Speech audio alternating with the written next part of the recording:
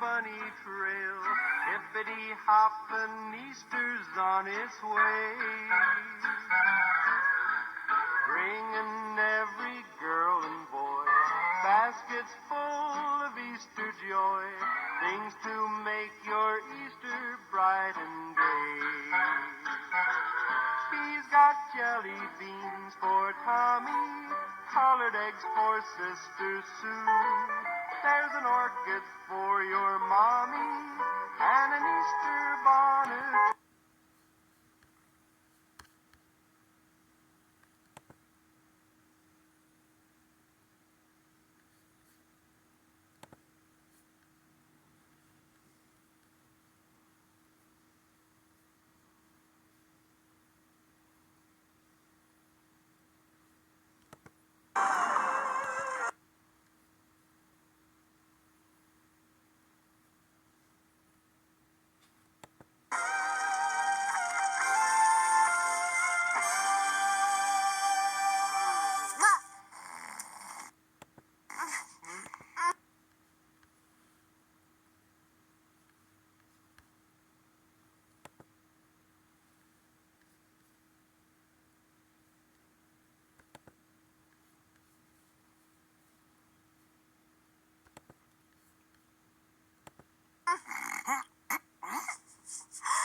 Everyone's gone.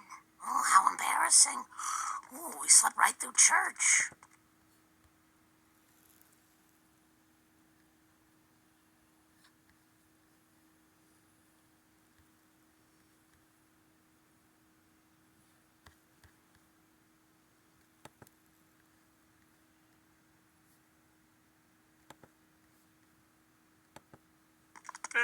Not the end of the world.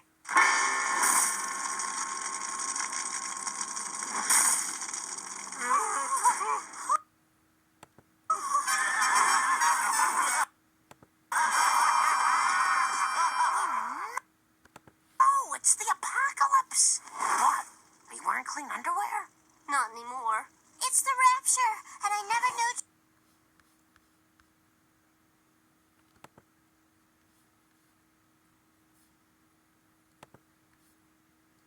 True love. I never used those pizza coupons.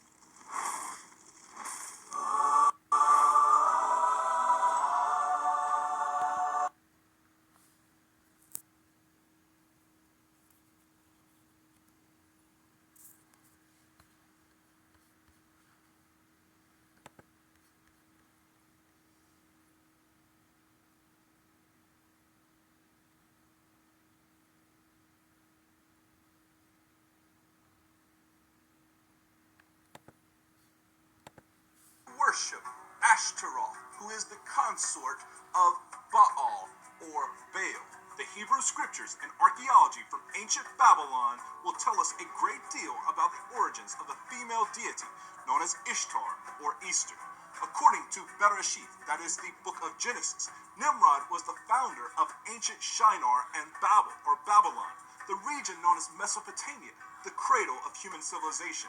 Nimrod was the all-supreme ruler of the region. The scriptures tell us that he was a mighty hunter against the face of Yahweh, and he became a tyrant, a mighty tyrant, one who was worshipped in the earth. The scriptures will tell us that he was a mighty one. In the book of Genesis, or Bereshith, Nimrod decides to unite all of humanity under his rulership and build an immense tower which would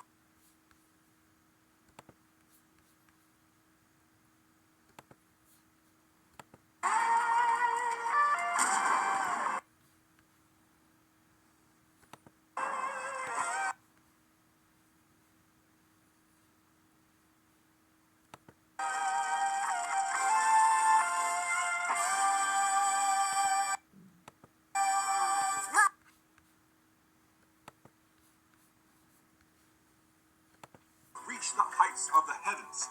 This building project displeased Yahweh, the creator of heaven and earth, and he confounded and confused their languages, making it impossible for the project to be finished. The loyal subjects of Nimrod left the region, but took with them his religious political system and expressed it in their various languages throughout the earth. The name of Nimrod's queen was Sumar Amat, which has been Hellenized to Semiramis. They were worshipped by their subjects and revered as deities. Nimrod has been identified in the religions of the occult as the great hunter, the horned one, and identified as the chief sun deity, along with many other titles. Nimrod is known by thousands of aliases, such as Baal, Molech, Jupiter, Zeus, and on and on. Sumar Amat, his queen, was known as the Queen of the Heavens, the Virgin Mother, Ashtaroth, Astarte, Ishtar, Easter. The Chaldeans identified her with the planet and deity Venus. The Greeks and Romans identified her with Astarte, Artemis, Venus, and Diana of the Ephesians. Nearly all female deities of the ancient and modern world reflect her in some way, shape, or form. Legend has it that Sumar Amat fell from the sky in the river Euphrates in a giant egg.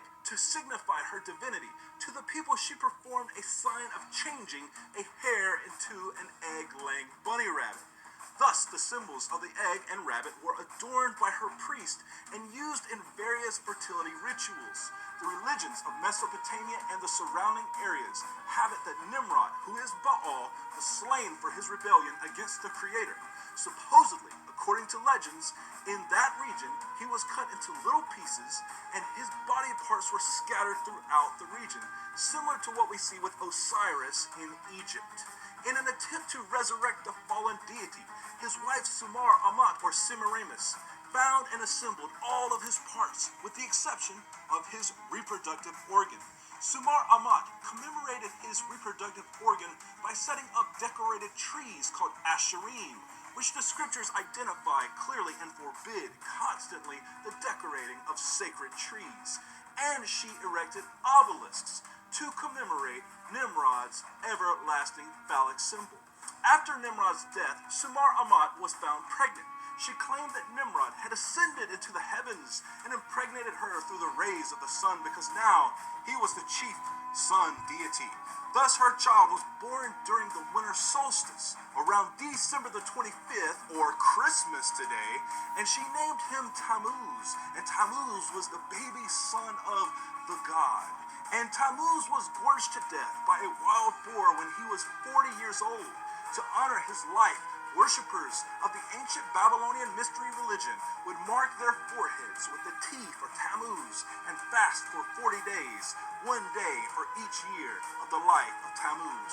Their fast would conclude on the first day of the week at sunrise after procession of the vernal equinox on the holiday known as Ishtar or Easter. To remember baby Tammuz, who had grown to be 40 years old, the faithful would break their fast by feasting on swine, because swine were the cause of the death of Tammuz. Therefore, eating the swine was a sacred rite.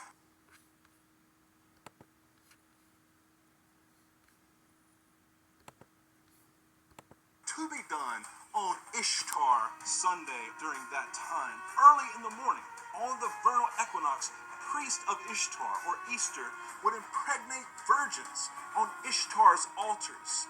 On the opposite side of the altar, priests would slay 3-month-old babies that had been born from the previous year's celebrations and offer them to the deity Ishtar, known as Ashtaroth also. The priest would then dip eggs that were sacred to Ishtar into the crimson blood of the infants.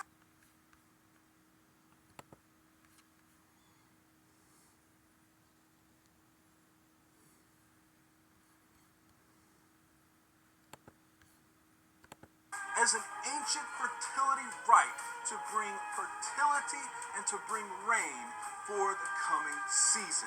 And these were the abominations that Yahweh, the Elohim of Israel, had warned his people to stay far away from. And he told them time after time not to worship idols and not to sacrifice their children to these idols, because they are nothing more than demons and devils. Therefore, Ishtar and Easter are to be understood as demons of ancient Babylon.